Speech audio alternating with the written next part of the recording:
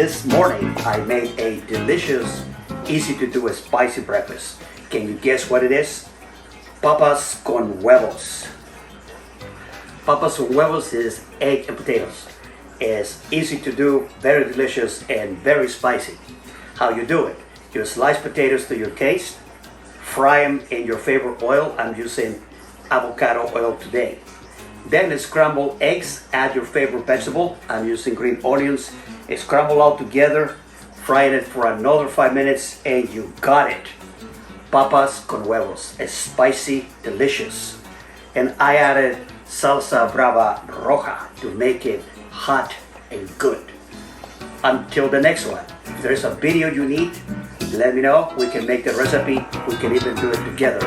Take care, stay safe. Now, papas con huevos y salsa roja.